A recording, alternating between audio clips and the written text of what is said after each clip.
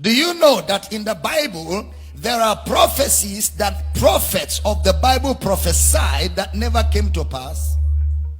Old Testament prophets, both major and minor, some of them gave prophecies that never came to pass. The only prophecies that they gave that of necessity came to pass were prophecies concerning Christ.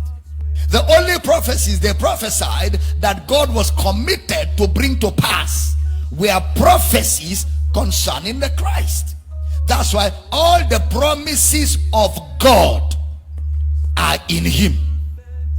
That's why the only authentic message in the Bible is the message of Christ. That's the only thing authentic, because the book is his book. So the only prophecies that were fulfilled without any question were prophecies concerning the Christ. Are you in the building here? Please pay attention. So Jesus, in prophecy, in the mouth of the prophets, was the only authentic message in their lips. And Jesus focused on specific prophecies.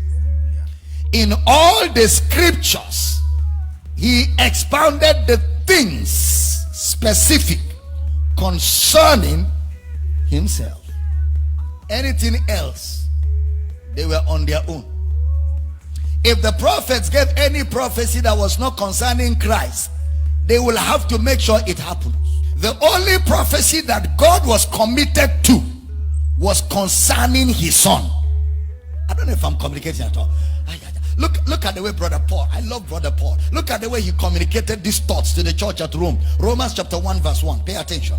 Paul, a servant of Jesus Christ, called to be an apostle, separated unto the gospel of God, which he had promised. So the only promise of God in the Old Testament is the gospel of God, which he had promised afore by his prophets in the holy scriptures. What is that promise that God gave before? Concerning his son Jesus Christ our Lord, which was made of the seed of David according to the flesh, verse 4, and declared to be the Son of God with power according to the Spirit of holiness. How? By the resurrection from the dead. That's what God was committed to fulfill. That's what God was committed to fulfill. In Luke chapter 24 verse 44 to 45, he focused on the ones concerning himself. Look at it, 44. Luke 24, 44. And he said unto them, these are the words which I spake unto you while I was yet with you, that all things must be fulfilled. Which are these all things? Which were written in the law of Moses, and in the prophets, and in the Psalms. Which of them will be fulfilled? Concerning me. For example, look at Abraham's promise, or Abraham's blessing. Genesis 12:2. And I will make of thee a great nation, and I will bless thee and make thy name great, and thou shalt be a blessing. And I will bless them that bless thee, and curse him that curseth thee. And in thee shall all families, in thee shall all families of the earth be blessed. In thee shall all families of the earth be blessed. How? If you had asked the right questions, you would have known that Abraham's blessings were not material. In thee shall all families of the earth be blessed cannot be material. There's no way Abraham will be the reason for the blessing of all families on earth material. So the blessing of Abraham cannot be material. Remember, Abraham went to Egypt, his children went to Egypt, even Jesus went to Egypt.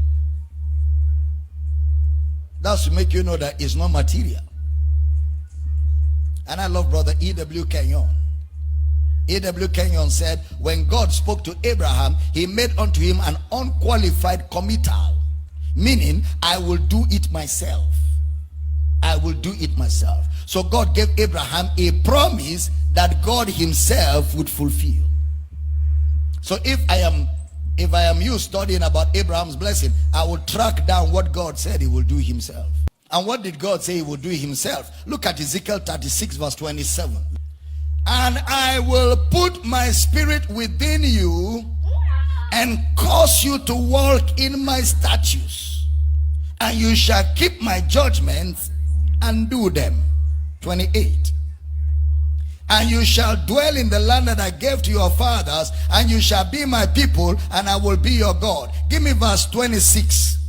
A new heart also will I give you, and a new spirit will I put within you, and I will take away the stony heart out of your flesh, and I will give you a heart of flesh. Question: who will do all of it?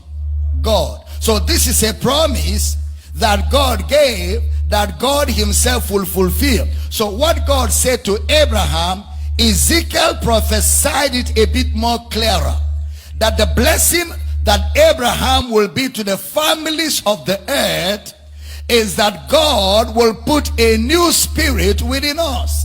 So the blessing of Abraham is not material. The blessing of Abraham is the forgiveness of sins.